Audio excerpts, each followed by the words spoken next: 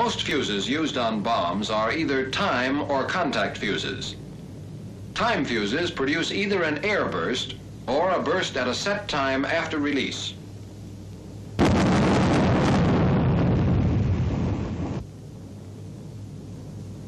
Some contact fuses are designed to burst instantaneously on impact.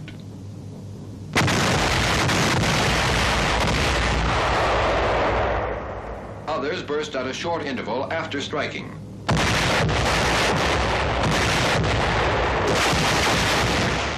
Now, a new class of fuse has been developed, the VT fuse, which functions on approach to the target. It functions automatically when it comes under the influence of the target, which may be water, land, or any target on or above them.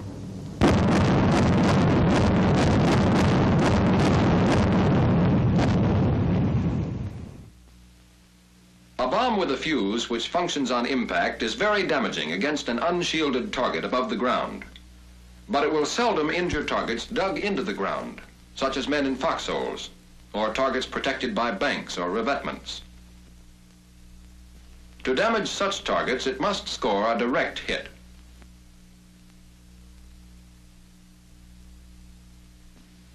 And a bomb with a fuse set at delay, of course, is even less effective against such targets. Most of the force of its burst is upward and out. The ideal burst against shielded targets is an air burst. The difficulty of securing effective air bursts with time fuses prompted the development of the VT fuse. This fuse, which functions on approach to the target, will cause a burst high enough off the ground, usually 20 to 60 feet, so that the bomb fragments will reach down into a foxhole or behind the strongest revetment. Other VT fuses have been designed for use on rockets fired from planes. Like the bomb, this rocket bursts not on the target, but in the vicinity of the target. This is what happens. Once fired, the fuse has a timing device, which will cause it to arm in not less than 7/10 of a second and not more than 1 full second. For a plane traveling 300 miles per hour, that means that no fuse will be armed until it is at least 189 yards from the plane. This is known as the minimum arming distance. And all fuses will be armed by the time they are 243 yards from the plane. This is the maximum arming distance. Once armed, the fuse has a zone of sensitivity, shaped like this and extending all the way around it. Any large object passing within this zone of sensitivity will cause the fuse to function. Moreover, the greatest concentration of fragments from the burst will follow roughly the same path as the zone of sensitivity of the fuse. In use against planes, then, the VT fuse has the effect of increasing the size of the target. It will burst anywhere within a radius of 50 to 70 feet of a plane, well within the effective bursting radius of the rocket. In all cases of air-to-air use, the minimum range at which these rockets should be fired will vary according to the speed of the plane and the angle of approach.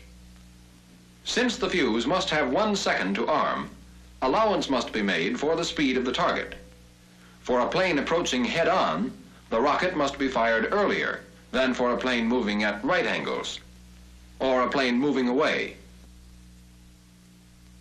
If the rocket should miss the target so far that the fuse fails to function, there is a self-destruction element which will cause a burst in 6 to 12 seconds after firing, reducing the danger when used over friendly territory. If the rocket should land and become a dud, it should not be disturbed. The VT rocket fuse may also be used effectively against ground targets, but there are certain considerations to bear in mind. A low angle of approach will result in excessive range dispersion. Terrain irregularities such as streams, cliffs, or trees will act as a barrier and cause the fuse to function, which may be desirable if there is a target at the barrier. A steep angle of approach will eliminate range dispersion and at the same time will eliminate barrier functions. In all cases, the fuse will require 1 second in which to arm. This VT fuse for rockets is known as the T5. The nose, switch, and booster housing come packed together in a moisture-proof can, which should not be opened until the fuse is needed.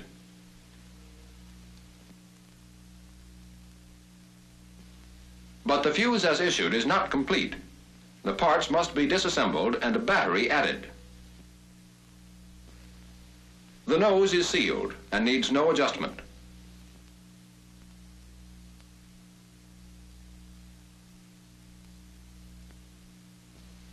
The cardboard spacer may be discarded. The switch contains an electric detonator and a powder train interrupter and has a pellet of tetril in the bottom.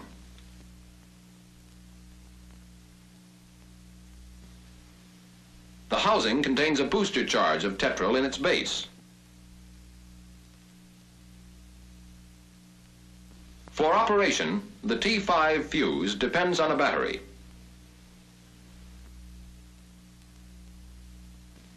Batteries are packed separately in fiber containers.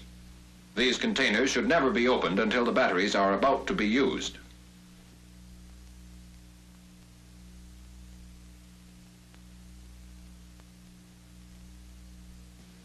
These fuses should be handled with the same care as any other fuse. However, if they have been dropped or otherwise mishandled, the components can be tested and the defective parts discarded. In any case, batteries older than 6 months should be tested before using. Full instructions for testing come with the test set.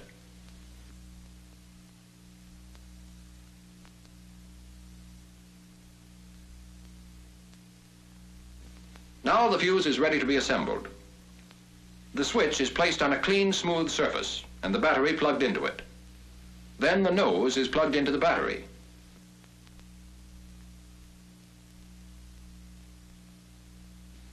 The parts are marked so they may be aligned properly.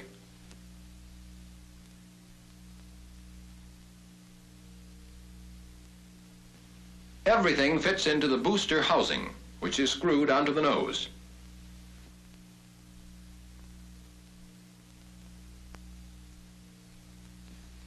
Now, with the battery added, the fuse is ready for the rocket. This fuse will fit any 4.5-inch fin-stabilized aircraft rocket, and it should fit tightly. To make sure of this, a wrench is supplied with each box of fuses.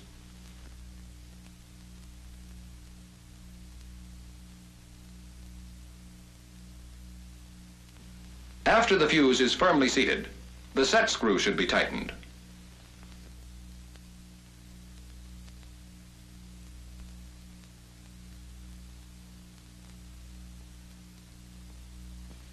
The assembly is now moisture-proof and as rugged as any other point-detonating fuse. Excessive rough handling will not decrease the safety of the fuse, but it may increase malfunctions. Next come the fins. To check them, the fin retainer must be removed.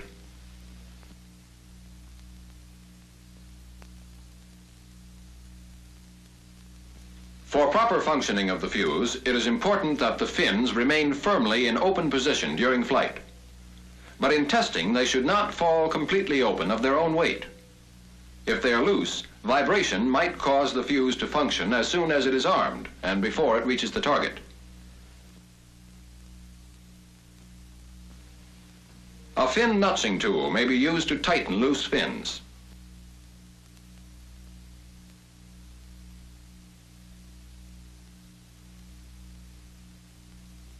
The fin should then be opened to remove any excess metal.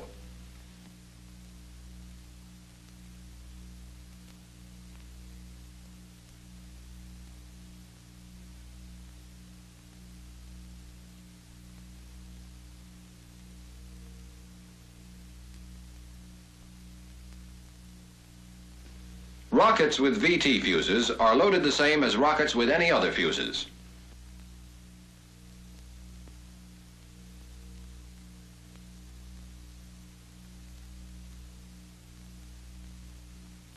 All connections, of course, should be tight.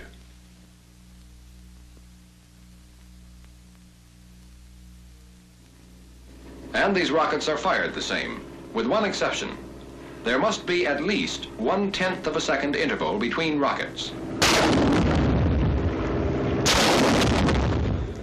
This interval will prevent an early burst from serving as a target and causing another rocket to burst.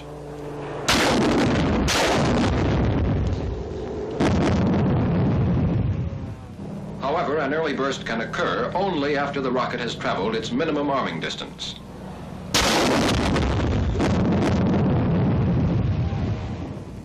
That covers the VT fuse as used in rockets fired from planes.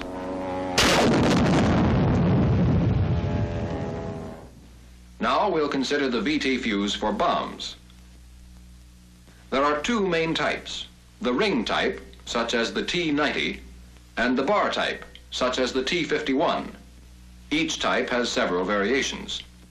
VT fuses have been designed for all general-purpose fragmentation and chemical bombs weighing 100 pounds or more and normally using the AN M103 fuse. Both the ring type and the bar type operate the same. They do not have batteries. Both are armed by a vane which turns in the airstream. Their chief difference lies in their zones of sensitivity. The ring type fuse has a zone of sensitivity shaped much like this. The zone extends all the way around the fuse. The height of burst depends on the angle of approach.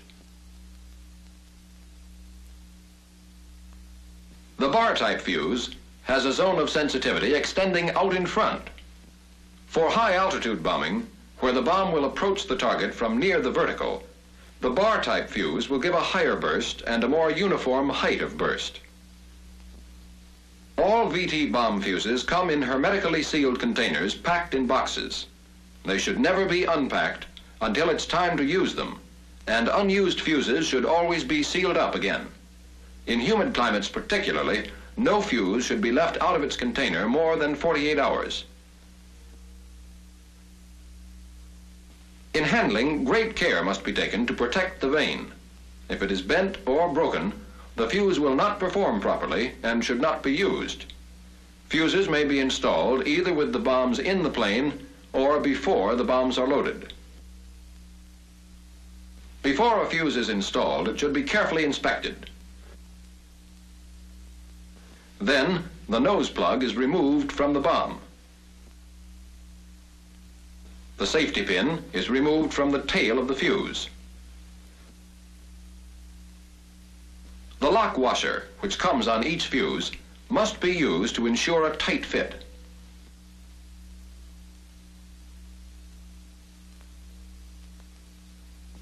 A fuse wrench, which comes with each box of fuses, should be used to make doubly sure the fuse is tight.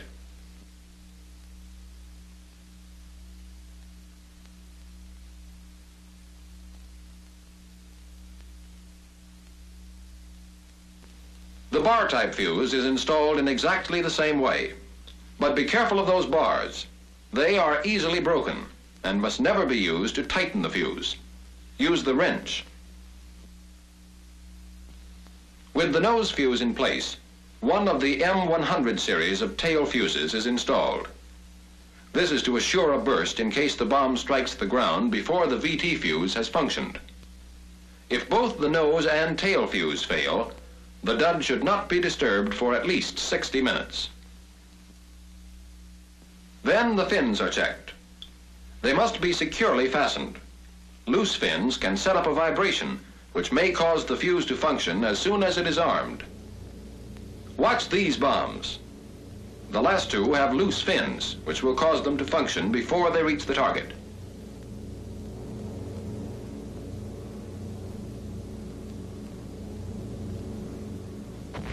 One early, two earlies. That's why it's so important to make sure the fins are tight.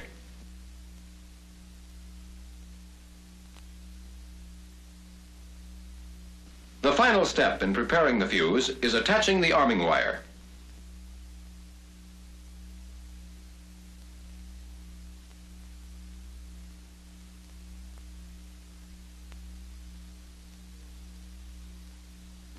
It is attached first to the tail fuse, and a safety clip is applied.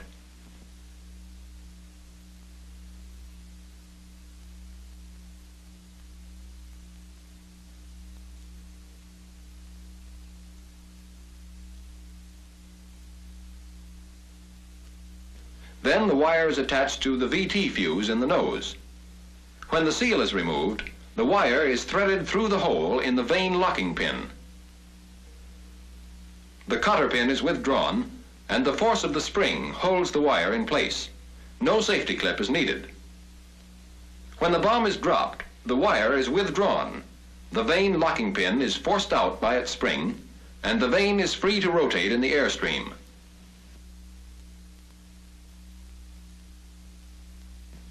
After the bomb shackle is attached, the bomb is ready for action. No matter where the bombs are fused, the same precautions apply. The fuse must always be screwed in tightly.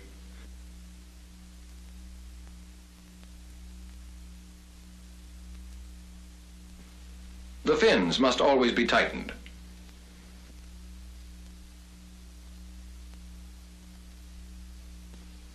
But the VT fuse has several important safety features. Dropping the bomb while loading will not cause the fuse to function, although it will probably ruin it. Nor will the VT fuse function if a plane should crack up while taking off or returning with a load of bombs. These fuses can be armed only by the vane rotating rapidly in the airstream. When a bomb is released, the rotation of the vane through a gear reduction train moves an out-of-line element into place and closes a switch. This takes approximately 2,000, 2,600, or 3,600 feet along the trajectory, depending on the type of fuse. This distance is known as the safe air travel. But all fuses of a given type will not arm in exactly the same distance. The minimum distance at which a fuse will arm is known as the minimum safe air travel. The distance beyond which no fuse will remain unarmed is known as the maximum safe air travel. The area between is the region of arming. The distance a bomb will drop vertically during its minimum safe air travel is known as the safe vertical drop. It depends, of course, on the size of the bomb and the speed of the plane. The distance a bomb will drop during its maximum safe air travel is known as the minimum release altitude. That is, bombs should not be released from a lesser altitude, because some of them might strike the ground before their fuses are armed, which of course would result in duds. This is what happens in practice. A train of bombs is released. The vanes start turning in the airstream. The bombs approach the region of arming where the fuses are armed. As they fall farther, they approach the target. They burst above it and scatter fragments over the entire area.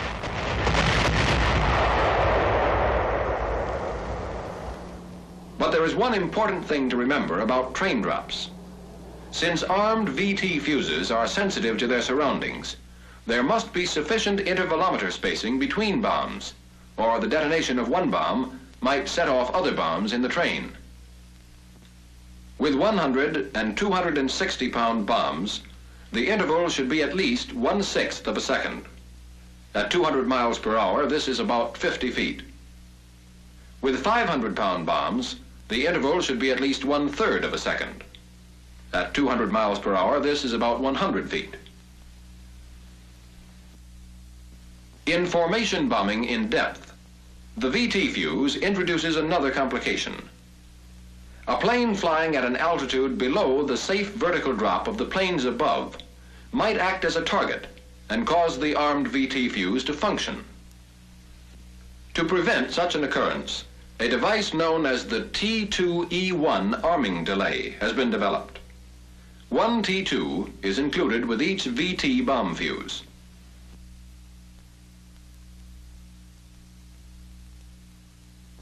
This T2 will add from 700 to 20,000 feet to the safe air travel of a VT fuse. Here's how it works on a ring-type fuse. The arming wire is passed through the T2 before it is threaded through the vane locking pin.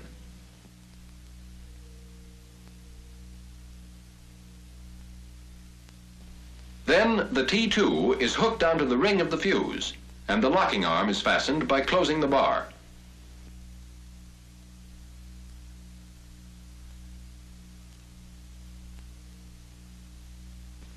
By depressing the stud, the dial can be set to any desired amount of safe air travel.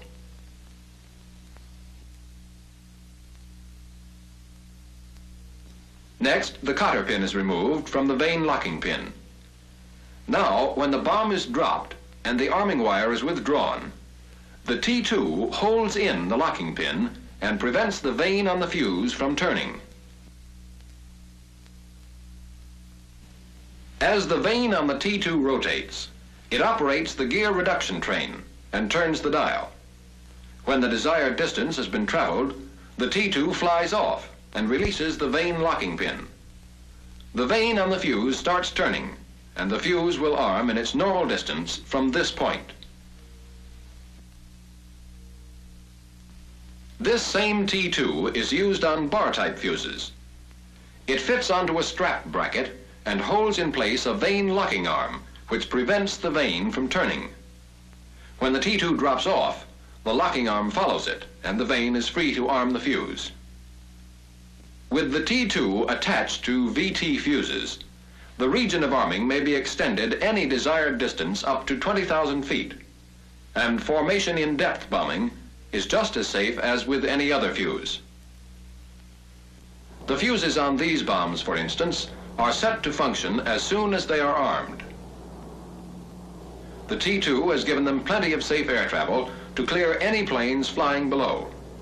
For the purpose of demonstration, the T2s on these fuses have been set for different arming distances.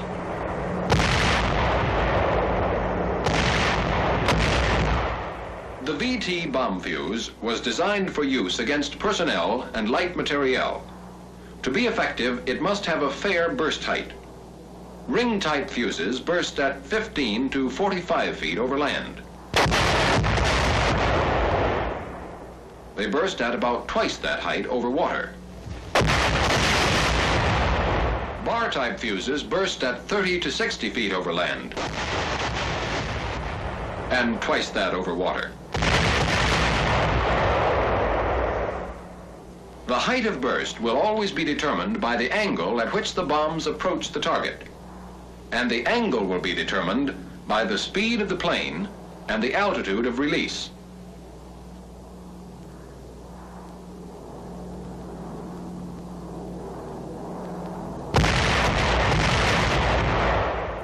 The VT fuse was not intended to take the place of other fuses, either in bombs or in rockets. It was designed for use primarily against targets which can be damaged by fragmentation. Used with care and imagination, the VT fuse not only increases the effectiveness of our attack against the usual targets, but it may very well increase the types of targets which can be attacked.